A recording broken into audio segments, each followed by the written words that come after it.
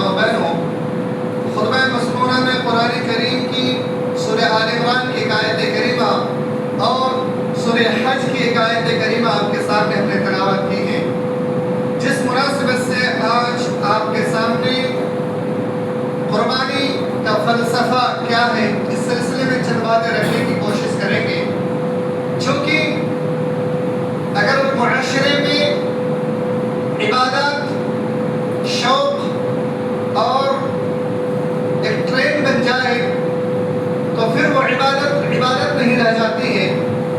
ہمارے معاشرے اور سماج میں آج کی تاریخ میں قربانی ایک بہت ہی اہم عبادت ہے، خاص کر ان لوگوں کے لیے جنہیں اللہ رب العالمین نے دولت سے نوازا ہے۔ اللہ کے رسول صلی اللہ علیہ وسلم نے ان لوگوں کے لیے جن کے پاس قربانی کرنے کی استطاعت ہے سنت مؤکدہ قرار دیا، لیکن ہم نے قربانی کو سنت مؤکدہ جیسے سنت کو ہم نے فرض کے بالمقابل بنا دیا ہے، یعنی ایک طرح سے جس عبادت کو سنت تک محدود رکھنے دینا چاہیے تھا اسے ہم نے فرض کے برابر لا کر کے کھڑا کر دیا۔ وہیں پر جو چیز فرض ہے، جو عبادتیں ہم پر اللہ رب العالمین نے فرض کیا ہے، ان عبادتوں کو ہم نے سنت بلکہ اس سے بھی کمتر ہم نے بنا دیا ہے۔ بعض دفعہ جو فرائض ہیں ان پر ہمارا اگر عمل دیکھا جائے تو ہم کسی بھی نظریے سے مومن اور مسلمان نہیں، لیکن قربانی کے وقت میں ہمارا جو عمل ہے دور دور سے نظر آتا ہے کہ ہم مسلمان بھی ہیں اور سب سے زیادہ اللہ کے راہ میں خرچ کرنے والے بندہ بھی ہیں۔ یہ ہمارا ایک نظریہ ہوتا ہے دیکھنے کا اور دکھانے کا۔ تو قربانی کا جو فلسفہ ہے، یعنی قربانی کیا جس طریقے سے ہم اور آپ کر رہے ہیں کیا یہ طریقہ درست ہے؟ کیا اللہ اس کے رسول کا بتایا ہوا یہ طریقہ ہے، یا پھر اس سے بڑھ چڑھ کر کے ہم کر رہے ہیں، یا پھر قربانی کرتے ہوئے کچھ اہم چیز کو ہم بھول رہے ہیں جس کی وجہ سے ہماری قربانی اللہ کے ہاں مقبول ہونے کے بجائے وہی قربانی جو ہم کر رہے ہیں سنت سمجھ کر کے وہ قربانی ہمارے لیے گناہ کا ذریعہ تو نہیں بن جا رہا ہے۔ بہت بڑی بات ہے کہ جو قربانی ہمارے لیے ثواب کا ذریعہ ہونا چاہیے تھا، کہیں کچھ عمل کی وجہ سے وہ قربانی ہمارے لیے گناہ کا ذریعہ تو نہیں بن جا رہا ہے۔ تو اسی سلسلے میں انشاءاللہ العزیز آج کے خطبے میں آپ کے سامنے چند باتیں رکھنے کی زحمت کریں گے انشاءاللہ۔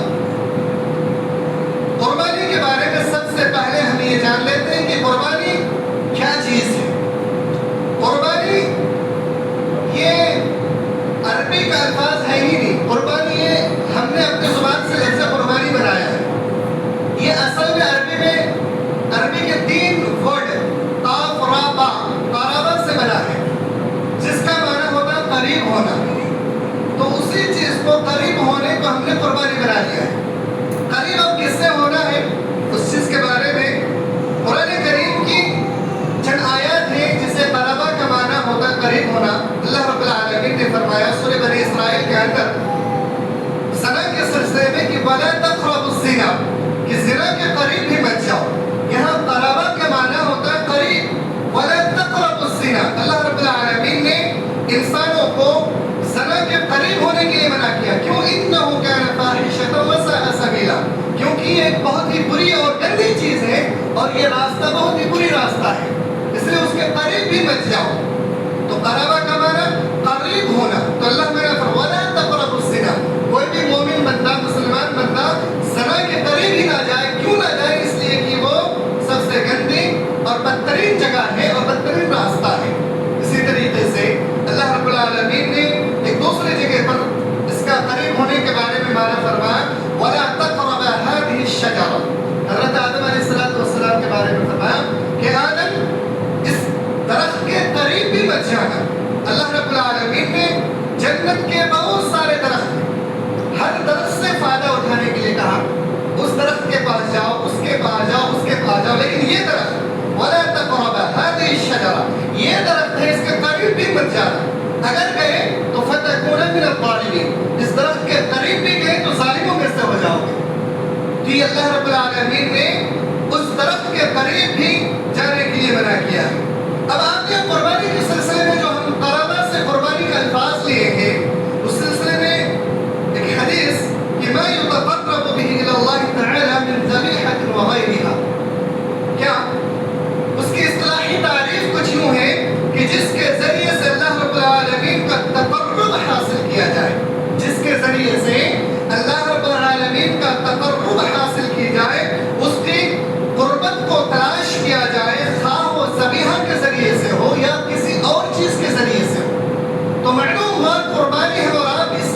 کرتے ہیں تاکہ اس کے ذریعے سے ہم اللہ رب العالمین کی قربت کو حاصل کریں، اللہ رب العالمین کے قریبی بندہ بن جائے۔ تو قربانی کا اصل مقصد یہی ہے کہ اللہ کے ہم قریبی ہو جائے، چاہے وہ جانور کو ذبح کر کے ہو یا پھر کسی اور چیز کے ذریعے سے۔ تو قربانی دینے کا اصل مقصد ہی یہی ہے کہ اللہ کا قربت حاصل کیا جائے، یہ اس کا اصل مطلب ہوا۔ اب قربانی کا جو اصل فلسفہ ہے اس سلسلے میں سب سے اہم چیز کہ قربانی ہمیں کیا سکھلاتی ہے، قربانی ہمیں کیا سکھلاتی ہے۔ سب سے اہم چیز جو ہے قربانی میں وہ یہ کہ انسان کو اندر سے اخلاص پیدا کرواتی ہے۔ قربانی انسان کو اندر سے با اخلاق اخلاص مند بنواتا ہے۔ اللہ رب العالمین نے قرآن کریم کے اندر سورہ انعام آیت نمبر 162 میں ارشاد فرمایا قل ان صلاتی و نسکی و محیای و مماتی للہ رب العالمین۔ اخلاص کیا ہونا چاہیے؟ اللہ رب العالمین نے اس آیت کریمہ میں اخلاص کے سلسلے میں بیان فرما دیا کہ اے نبی صلی اللہ علیہ وسلم آپ فرما دیجئے کیا؟ ان صلاتی بے شک نماز میرے لیے، و نسکی قربانی میرے لیے، و محیای اور زندگی میرے لیے، و مماتی اور موت بھی میرے لیے، للہ رب العالمین اور تمام تر چیزیں دنیا کی جو بھی چیزیں ہیں یہ جہان یہ سب کے سب اللہ رب العالمین کے لیے۔ تو اس آیت کریمہ میں اخلاص کے بارے میں اللہ رب العالمین نے سب سے پہلے ذکر فرمایا کہ اخلاص سب سے پہلی چیز ہونی چاہیے۔ اور اخلاص کس چیز کو کہتے ہیں؟ اللہ رب العالمین نے سورہ بینہ کے اندر فرمایا وَمَا أُمِرُوا إِلَّا لِيَعْبُدُوا اللَّهَ مُخْلِصِينَ لَهُ الدِّينَ۔ اللہ رب العالمین نے فرمایا کہ مجھے حکم دیا گیا ہے کہ میں صرف اور صرف وَمَا أُمِرُوا إِلَّا لِيَعْبُدُوا اللَّهَ کیا کروں؟ اللہ رب العالمین ہی کی عبادت کروں۔ اسی چیز کا اللہ نے مجھے حکم دیا، اور کیسے؟ مخلصین لہ الدین، خالص اسی کے دین کو مانتے ہوئے اور اسی کے لیے، یعنی اللہ رب العالمین ہی کے لیے خالص اللہ رب العالمین کی عبادت کروں۔ تو اگر ہم اور آپ قربانی کرتے ہیں تو سب سے پہلی چیز اخلاص ہونا چاہیے۔ اخلاص یہ کہ یہ میری نماز اللہ رب العالمین کے لیے ہو رہی ہے، یہ قربانی یہ اللہ رب العالمین ہی کی قربت کو حاصل کرنے کے لیے ہو رہی ہے، یہ میری زندگی یہ میری موت یہ تمام جہان یہ سب کے سب اللہ رب العالمین ہی کے لیے ہے۔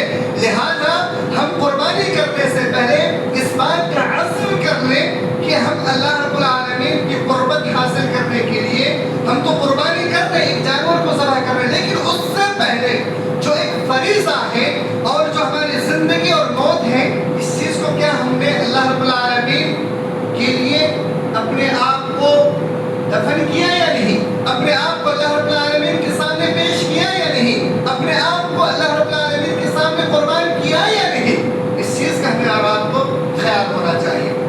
معزز سامعین کرام، اسی طریقے سے قربانی کا ایک اور مقصد اسی آیت کریمہ سے اللہ رب العالمین نے قربانی کا ایک اور مقصد جو اس آیت کریمہ کے اندر ذکر فرمایا ہے وہ یہ کہ قربانی کے ذریعے سے توحید کا بڑا مسئلہ جڑا ہوا ہے۔ قربانی توحید کے ساتھ بڑا خطرناک جڑا ہوا ہے، اس لیے کہ مشرکین مکہ اللہ رب العالمین کے علاوہ سینکڑوں معبودوں کی عبادت کیا کرتے تھے۔ وہ ہر چیز کو، پانی کو، آگ کو، ہواؤں کو، مٹی، درخت، سورج، چاند، تمام تر چیزوں کو معبود بنا دیتے تھے۔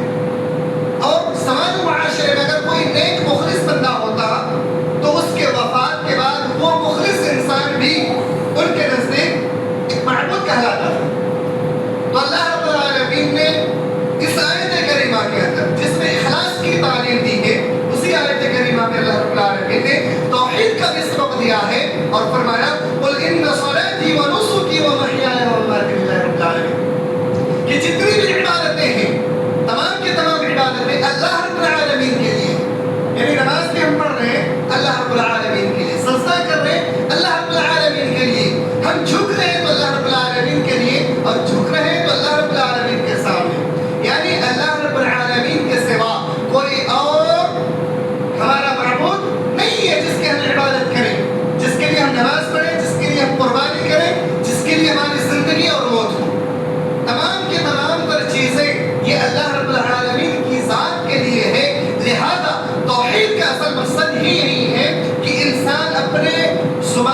اقرار کرنے کے ساتھ ساتھ دل میں تصدیق کرے اور اپنے عمل سے دکھلائے کہ اللہ میں تیرے سوا کسی اور کی عبادت نہیں کر رہا ہوں. یہ ہے اصل توحید. اگر آپ زبان سے اقرار کیے ہیں، دل سے تصدیق بھی کر چکے، لیکن آپ کا عمل نہیں ہے، یعنی آپ نماز نہیں پڑھتے ہیں، ایک فریضہ عمل ہے، آپ کی زندگی اور موت لاپرواہیوں میں گزر رہی ہے، آپ کب مر جائیں گے آپ کو پتہ نہیں ہے، لیکن آپ کی زندگی یوں ہی بیکار گزر رہی ہے.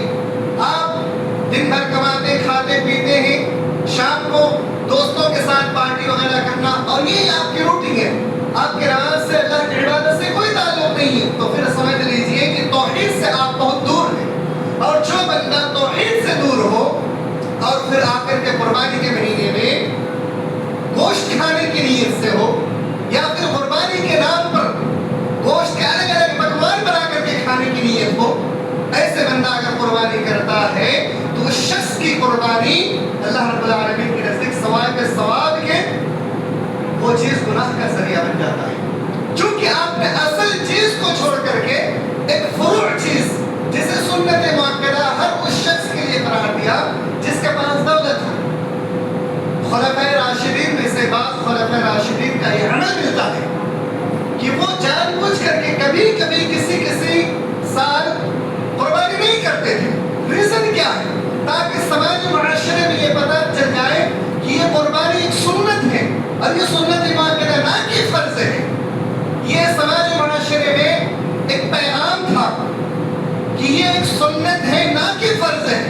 اور ہم اور آپ کرتے کیا ہے کہ قربانی میں جانور کو اچھے سے اچھا تندرست جانور کو لا کر کے ذبح کرتے ہیں اور یہ ثابت کرتے ہیں کہ یہ فرض ہے، اور جو فرض ہے اس کو ترک کر کے یہ سمجھتے ہیں کہ ہم یوں ہی لاپرواہی کی زندگی گزار لیں گے اور جوانی یوں ہی گزر جائے گی، اور بڑھاپے میں چند لمحے اللہ کی عبادت میں اپنا سجدے کو جھکا لیں گے اور کامیاب ہو جائیں گے. یہ ہمارے مقصد ہوتا ہے اور اسی مقصد کے تحت زندگی گزارتے ہیں.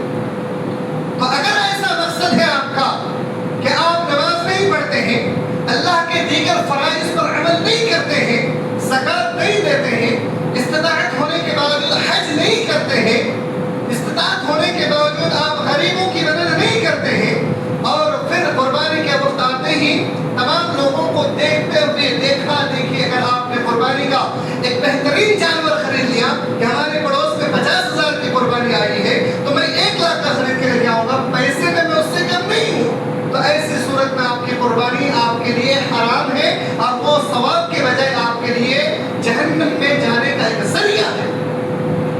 کتنی بڑی بات ہے، کیونکہ آپ نے اللہ کا قربت حاصل کرنے کے لیے جو عمل کر رہا تھا آپ نے لوگوں کے دکھاوے کے لیے کیا، اور جو انسان لوگوں کو دکھانے کے لیے کوئی عمل کرتا ہے اس شخص سے بڑا ظالم اور کوئی نہیں ہے. دنیا میں وہ سمجھ نہیں پاتا. صحیح بخاری کے اندر ایک روایت ہے جس کے اندر 3 شخص کے بارے میں اللہ کے رسول صلی اللہ علیہ وسلم نے بیان فرمایا، جس میں سے ایک وہ شخص ہے جس کو اللہ رب العالمین نے بے شمار دولت سے نوازا تھا. اتنا دولت کہ وہ ہمیشہ لوگوں کی مدد کیا کرتا تھا. لوگوں کی مدد کرنا بہت ہی اچھا کام ہے، بہت بہتر کام ہے، لیکن اس کا مقصد یہ تھا کہ تمام لوگوں میں میں سخی کہلائے جاؤں، تمام لوگوں میں میرا سر بلند ہو اور تمام لوگوں میں میرا ایک بول بالا ہو کہ فلاں انسان سخی ہے، فلاں انسان کے دربار میں جاؤ کبھی بھوکے نہیں مرو گے.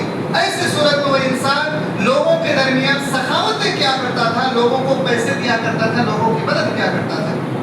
اللہ کے سامنے جب وہ بندہ پیش کیا جائے گا تو کہے گا اے میرے پروردگار میں نے تو لوگوں کے ساتھ سخاوتیں کی تھی، لوگوں کو کبھی بھوکا رہنے نہیں دیا تھا. اللہ رب العالمین کہے گا کہ یہ بات سچ ہے، تم نے صحیح کہا، لیکن تمہارے دل میں جو نیت تھی اس کو تم نے ظاہر نہیں کیا. اللہ رب العالمین سے کہے گا اے میرے پروردگار میری نیت تو تیری رضا کے لیے.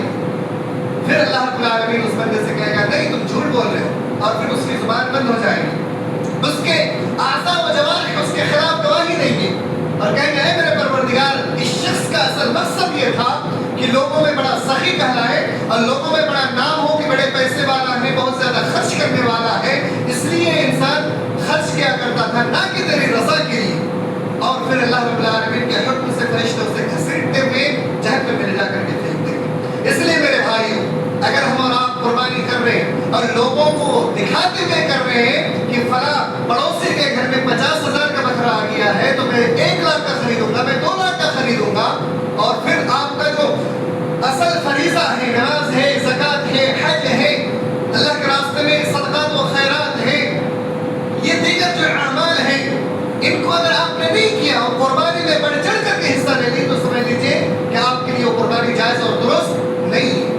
کتنی بڑی وعید ہے حدیث میں، اور سن لیجیے، وہ اصل عید کے لیے ہے لیکن یہ بھی ایک عید ہے، اس لیے یہ بات یہاں پر ہمیں بیان کر دی جائے۔ اللہ کے رسول صلی اللہ علیہ وسلم بیان فرماتے ہیں کہ اس شخص کو عیدگاہ میں آنے کی اجازت ہی نہ دیا جائے، اس شخص کو عیدگاہ میں عید کی نماز پڑھنے کی اجازت ہی نہ دی جائے جو شخص نماز نہ پڑھتا ہو، جو شخص نماز نہ پڑھتا ہو۔ اب میرے بھائیو، ہم اور آپ غور کیجئے کہ ہم میں سے کون انسان اس لائق ہے کہ عید کے دن آ کر کے عیدگاہ میں سب سے پہلے حاضر ہو جائے اور کہے کہ میں تو نماز پڑھتا تھا اور میں عید کی نماز بھی پڑھوں گا اور خوشیاں بھی مناؤں گا۔ ایک چھوٹا سا دنیاوی فارمولا آپ سمجھ لیجیے کہ کہیں پر ایک کمپٹیشن چل رہا ہو، کہیں پر ایک کمپٹیشن چل رہا ہو اور اس میں کامیاب ہونے والے اور ناکام ہونے والے ان کے درمیان انعامات تقسیم کیا جائے، جس میں سے 100 لوگوں نے حصہ لیا، اس کمپٹیشن میں 100 لوگوں نے حصہ لیا اور دیکھنے والے 1,000-2,000 لوگ ہیں، یا زیادہ سے زیادہ بھی ہو سکتا ہے، کم بھی ہو سکتا ہے۔ تو کیا کمپٹیشن میں جن لوگوں نے حصہ لیا فیصلہ انہی لوگوں کے درمیان ہوگا یا دیکھنے والوں کے درمیان ہوگا؟ یقیناً ہر شخص یہ بات جانتا ہے کہ کمپٹیشن میں حصہ لینے والے اصل حقدار ہے کہ ان کے درمیان فیصلہ کیا جائے کہ اس میں سے کون کامیاب اور کون ناکام ہوا، نہ کہ دیکھنے والے۔ ہمارے معاشرے میں جو انسان نماز پڑھتے ہیں اور کبھی کبھی خطائی کر جاتے ہیں، اللہ رب العالمین کے نزدیک گویا کہ یہ کمپٹیشن میں ہے اور اللہ کے سامنے جا کر کے ان لوگوں کو انعامات دیے جائیں گے، اور جو لوگ اللہ رب العالمین کی تمام تر چیزوں کی اطاعت کرتے ہیں ان کو اعلیٰ مقام دیا جائے گا جو کامیاب ہو جائیں گے، اور جن کے کچھ اعمال کم رہ جائیں گے انہوں نے کمپٹیشن میں حصہ لیا، یعنی تمام تر عبادتیں کی لیکن کچھ وجوہات کی بنا پر، کچھ گناہ کی بنا پر اس کے اعمال میں کچھ کمی ہے، جس کے بنا پر اللہ رب العالمین اسے ایسے دولت سے نوازے گا، یعنی ایسے راستے اختیار کر کے اسے نیکی دیا جائے گا وہ سوچ بھی نہیں سکتا، چونکہ اس نے کمپٹیشن میں حصہ لیا تھا اور پھر چھوٹے چھوٹے ان سے گناہ ہو گئے تھے۔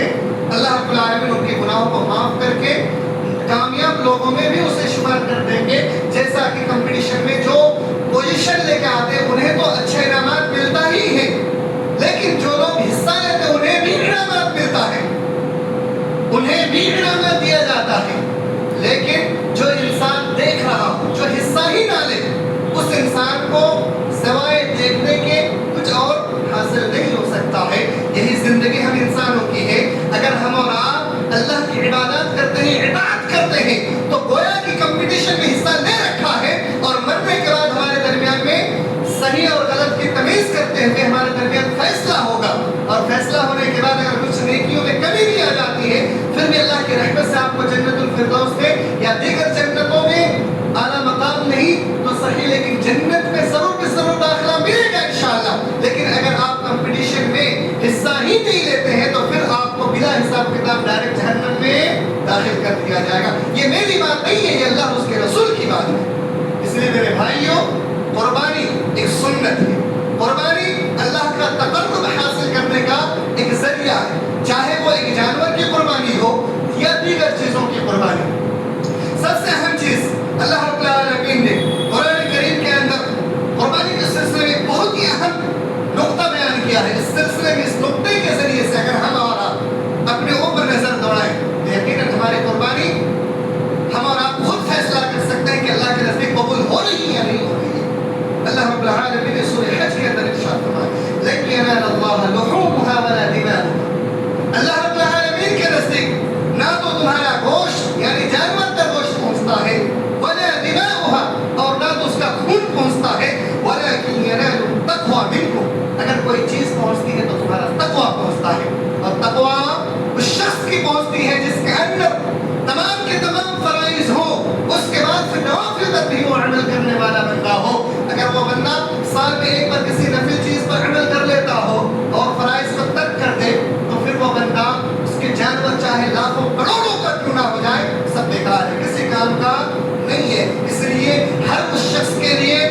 تنبیہ ہے اللہ رب العالمین کی جانب سے کہ تم چاہے کتنا بھی بڑا جانور کیوں نہ خرید لو، اگر تمہارے اندر تقویٰ نہیں ہے تو سب بیکار ہے، تمہارا قربانی کرنا نہ کرنا سب بیکار اور ضائع ہے۔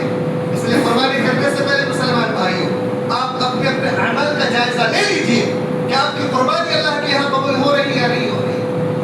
حضرت حابل اور قابل کے بارے میں آپ جانتے ہیں، آدم علیہ السلام کے دو بیٹے، حابل بڑا نیک، قابل بڑا ظالم، دونوں کو اللہ رب العالمین کے سامنے قربانی کرنے کی اجازت دی جاتی ہے کہ قربانی کرو، جس کی قربانی اللہ کے ہاں قبول ہو جائے گی وہ کامیاب ہو جائے گا، اور پھر جس لڑکی کے لیے وہ لوگ جھگڑ رہے تھے اس لڑکی سے اس کی شادی کر دی جائے گی۔ حابل بڑا نیک بندہ تھا، قابل بڑا ظالم ٹائپ کا انسان تھا، دونوں نے اللہ کے راستے میں قربانی کی۔ حابل بکریاں چرایا کرتا تھا، اس نے سوچا کہ میرے نزدیک سب سے بہترین سب سے عمدہ اگر کوئی مال ہے تو یہ بکری ہے، کیوں نہ اللہ کے راستے میں اسی کو قربان کر دیا جائے۔ جبکہ وہیں پر قابل اس کے پاس گندم گیہوں جو ادھر ادھر سجا کر کے رکھا ہوا تھا، اور پھر اس نے سوچا کہ ارے قربانی ہی تو کرنی ہے، کچھ بھی پیش کر دو، اور پھر اس نے گھر کا پڑا ہوا جو گندم تھا یعنی گیہوں اس کو لا کر کے پیش کر دیا۔ اللہ رب العالمین کے حکم سے پہلے جو قربانی ہوتی تھی آسمان سے ایک آگ آتی تھی اور اس آگ نے اس قربانی کو اچک کر کے لے کر چلی جایا کرتی تھی۔ یہ پہلے کا ایک طریقہ تھا سب سے اولین دور میں، یہ چیز بعد میں ختم ہو گئی۔ تو اس طریقے سے قربانی کے بارے میں پتہ چل جایا کرتا تھا کہ کسی قربانی قبول اور کسی قربانی قبول نہیں کی۔ میرے بھائیوں، اس نے اللہ کی رضا کی خاطر سب سے بہترین عمدہ مال اللہ کے راستے میں خرچ کیا، اور وہ بندہ پہلے سے نیک تھا، اس لیے اللہ رب العالمین کے نزدیک اس کی قربانی قبول ہو گئی۔ جبکہ دوسرا بندہ ظالم تھا، قاتل تھا، وہ بندہ اللہ کے راستے میں قربانی کی لیکن اس کی قربانی اخلاص نہیں تھا اس کے اندر۔ اللہ رب العالمین کا تقویٰ، قرب حاصل کرنے کا جو تقویٰ تھا وہ نہیں تھا اس کے اندر۔ اس کے اندر بس ایک ہی بات تھی، کچھ بھی کر دو۔ اسی سلسلے میں اس نے قربانی کیا اور اللہ رب العالمین کے نزدیک وہ ناکام ہوئی، اور بعد میں آگے چل کر کے ایک ایسا قاتل بنے کہ آنے والے قیامت تک جتنا بھی قتل ہوگا اس کا ایک حصہ گناہوں سے بھی ملتا رہے گا۔ اس لیے میرے بھائی، اخلاص سب سے پہلی چیز ہے اور تقویٰ بہت اہم چیز ہے۔ اگر آپ کے نزدیک تقویٰ نہیں ہے تو پھر آپ کی قربانی کرنا اور نہ کرنا سب کے سب بیکار ہے اور ضائع ہے۔ قربانی کرنا بہت ہی زیادہ ضروری تو ہے، لیکن سب سے پہلے تقویٰ کا اختیار کرنا بہت ہی زیادہ ضروری ہے۔ اگر تقویٰ نہیں ہے تو پھر قربانی کر سکتے۔ اسی طریقے سے ایک اور اہم بات، قربانی کرنے کے وقت ہمارے پاس دولت ہے، پیسے ہیں، ہم نیک بھی سب کچھ ہے، لیکن ہمارے اندر سے ایک جذبہ، ایک شوق، غریبوں کی طرف دیکھنا، غریبوں سے محبت کرنا، مسکینوں کے ساتھ محبت کرنا، ان کے ساتھ اٹھنا بیٹھنا ہمارا نظریہ ختم ہو چکا ہے۔ ہم یہ چاہتے ہیں کہ غریب، مسکین، محتاج انسان ہمارے دربار میں آئے، لیکن ہم اور آپ یہ نہیں جانتے کہ اللہ رب العالمین ایسے بندے کو ہرگز پسند نہیں کرتا جو یہ چاہے کہ غریب، مسکین، محتاج انسان آپ کے قدموں میں آ کر کے پڑ جائے اور آپ کے سامنے ہاتھ پھیلائے۔ ایسے انسان کو اللہ پسند نہیں کرتا۔ اللہ رب العالمین پھر کیسے انسان کو پسند فرماتا ہے؟ اللہ رب العالمین ہر اس شخص کو پسند فرماتا ہے جس کو اللہ رب العالمین نے دولت دیا ہو اور اس کے اندر تقویٰ بھی ہو، ساتھ ہی ساتھ وہ خود چل پھر کر کے دیکھے کہ ہمارے معاشرے میں، ہمارے سماج میں کوئی ایسا بندہ تو نہیں ہے جس کے گھر میں آج روٹی نہیں بنی ہے، چولہا نہیں جلا ہے۔ قربانی کے سلسلے میں اللہ رب العالمین نے فرمایا فَكُلُوا مِنْهَا وَأَطْعِمُوا الْبَائِسَ الْفَقِيرَ۔ مالدار لوگوں سے اللہ رب العالمین نے انہیں حکم دیتے ہوئے فرمایا یہ تمہارے لیے ضروری ہے کہ جب بھی تم قربانی کرو تو قربانی کا کچھ حصہ غریبوں میں، مسکینوں میں، محتاجوں میں، ایسے لوگ جو قربانی نہیں کر سکے ان لوگوں تک پہنچو، جا کر کے دیکھو ان کے گھر میں چولہا جلا یا نہیں۔ آج قربانی کا دن ہے، آج تمہارے گھر میں گوشت پکڑا ہے، کیا اس کے گھر میں گوشت پکا یا نہیں؟ جا کر کے دیکھو اور اس سے بھی تم گوشت دے کر کے آؤ۔ لیکن افسوس کی بات ہے کہ ہمارا آپ خود غرض ہے، ہمارا آپ نشے میں ڈوبے ہوئے ہیں، دولت کے نشے میں۔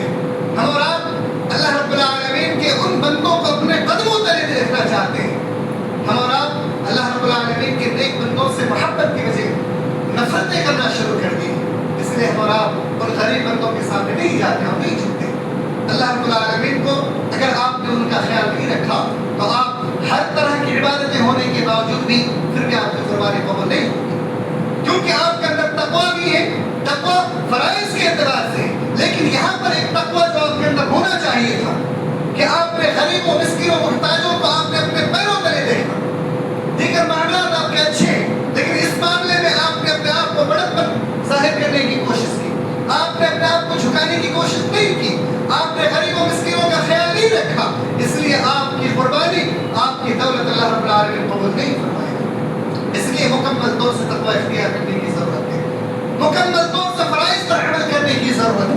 مکمل طور سے اللہ نے اس کے رسول کے بتائے ہوئے فرامین کے مطابق زندگی گزارنے کی ضرورت ہے. مکمل طور سے اللہ نے اس کے رسول کے مطابق زندگی گزارتے ہوئے غریبوں مسکینوں محتاجوں کا خیال رکھنا ضروری ہے. سب سے اہم چیز یہ ہے کہ انسان جب بھی قربانی کرے تو اس بات کا خیال رکھے کہ اللہ رب العالمین نے آپ کو ایک جوان تندرست بہترین جانور کو قربان کرنے کے لیے اللہ نے آپ کو حکم دیا ہے کہ بہترین جانور کی قربانی کرے. اللہ رب العالمین اس فرمان کے مطابق آپ کو ایک پیغام دے رہا ہے, ایک پیغام دے رہا ہے. وہ پیغام یہ ہے کہ آج آپ اپنی آنکھوں سے اپنے ہاتھوں سے جس طریقے سے ایک جانور کو لا کے قربت حاصل کرنے کے لیے ذبح کر رہے ہیں, اسی طریقے سے اگر ضرورت پڑ جائے تو آپ کی گردن بھی آپ کو کٹوانے میں ایک پل بھی ایک سیکنڈ بھی دیری نہ لگے. یہ اصل مقصد ہے اللہ رب العالمین کا کہ جس طریقے سے آپ تیز دھار والے چھری سے ایک جانور کو ذبح کرتے ہیں اللہ کا قرب حاصل کرنے کے لیے, اگر آپ کی جان کے لیے اگر کبھی اللہ کو ضرورت پڑ جائے تو آپ کو بھی ایک سیکنڈ لگنا نہیں چاہیے اپنی جان کو قربان کرنے میں.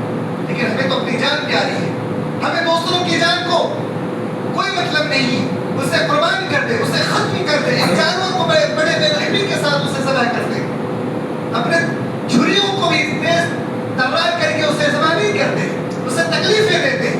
لیکن جب اپنی جان دینے کی باری آتی ہے سب سے پہلے ہمارا قدم نیچے ہوتا ہے. امت محمدیہ کے لیے سب سے بڑا پیغام کہ آپ جس طریقے سے ایک جانور کو آپ ذبح کرتے وقت میں ذرہ برابر ہچکچاتے نہیں ہیں, آپ کی آنکھوں سے آنسو نہیں بہتا ہے, آپ کے ذہن میں آپ کا ایک مشن ہوتا ہے کہ ہم یہ جانور کو ذبح کر رہے ہوتے ہیں جس کا مقصد اللہ کا قرب حاصل کرنا ہے, اللہ کا تقویٰ حاصل کرنا ہے. اسی طریقے سے آپ کے اندر ایک چیز اور آنی چاہیے کہ اگر اللہ کے راستے میں اللہ کے راہ میں آپ کی جان کو قربان کرنا ہو تو سب سے پہلا قدم آپ کا ہوگا, نہ کہ آپ پیچھے ہوگے. میرے بھائیوں, قربانی کا اصل مقصد ہی نہیں ہے. سب سے اہم بات اور چھوٹی سی بات, حضرت ابراہیم علیہ السلام اور اسماعیل علیہ السلام کی جو قربانی ہے, اس قربانی سے آپ نے کیا سبق سیکھا؟ حضرت ابراہیم علیہ السلام بڑھاپے کی عمر میں دعا کرتے ہیں رب ہب لی من الصالحین, اے میرے پروردگار مجھے ایک نیک اولاد عطا فرما. جب بچہ پیدا ہو جاتا ہے بڑھاپے کی عمر میں, بڑھاپے کا سہارا ہوتا ہے, بیٹا کمائے گا میں کھاؤں گا کیونکہ میرے پاس کمانے کی طاقت نہیں, اس وقت نہیں بیٹا. اللہ رب العالمین فرماتا فلما بلغ معه السعي قال يا بني, بیٹا جیسے چلنے پھرنے کے لائق ہو جاتا, دوڑ دھوپ کرنے کے لائق ہو جاتا ہے, یعنی ابھی فی الحال جوانی کی تحلیل پر قدم رکھا ہے, ایک نئے جوان بچے نئی جوانی کی تحلیل پر 13 14 سال 15 سال زیادہ سے زیادہ ایسا بچہ اگر نئی تحلیل جوانی پہ رکھا ہو اور پھر خوف میں اللہ رب العالمین کا حکم آ جائے قال یا بني انی ارى فی المنام انی اذبحک فانظر ماذا ترى, اے میرے بیٹے میں خواب میں دیکھتا ہوں کہ تجھے اللہ کے راستے میں قربان کر رہا ہوں. بیٹا بھی کتنا مخلص تھا, وہ جانتا تھا میرا باپ اچھے ہیں, میرے لیے برا کبھی نہیں چاہیں گے. اس لیے باپ کی بات سنتے ہی فوراً بیٹا نے کہا اے میرے ابا جو اللہ کا حکم ہے آپ اس کو کر ڈالیں. اللہ رب العالمین نے سب سے پہلی قربانی دینے کی جو بات کی تھی اپنے جوان بیٹے کی تھی, نہ کہ جانور کی. لیکن جب دیکھا کہ ابراہیم علیہ السلام اللہ سے اتنا محبت کرتا ہے کہ اس کی محبت کے سامنے بیٹے کی اولاد کی محبت کوئی معنی نہیں رکھتی, اس کے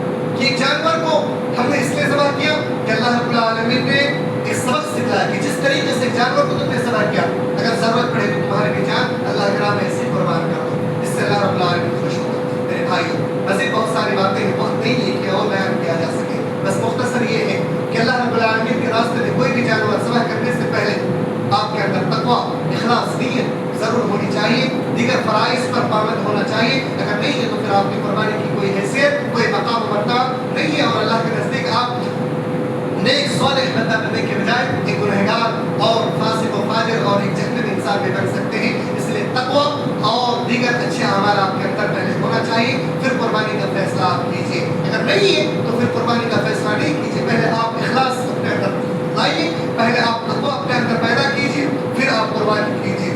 اللہ رب العالمین سے دعا کرتے ہیں کہ یا العالمین ہم تمام امت مسلمہ کو اخلاص کے ساتھ، صحیح نیتوں کے ساتھ تیری عبادت کرنے کی توفیق عنایت فرما۔ یا اللہ تمام فرائض پر ہمیں عمل پیرا ہونے کی توفیق عنایت فرما۔ یا اللہ قربانی جیسے عظیم نعمت جو تو نے ہمیں عطا کی ہے، یا اللہ یہ صرف اور صرف تیری رضا کی خاطر قربانی کرنے کی توفیق عنایت فرما۔ یا اللہ جس طریقے سے ایک جانور کو تیرے راہ میں قربان کرتے ہیں، یا اللہ اگر موقع ملے تو ہمیں بھی اپنی جان کو تیرے راہ میں شہادت کا درجہ حاصل کرنے کا موقع عنایت فرما۔ آمین یا رب العالمین، وآخر دعوانا الحمد للہ رب العالمین۔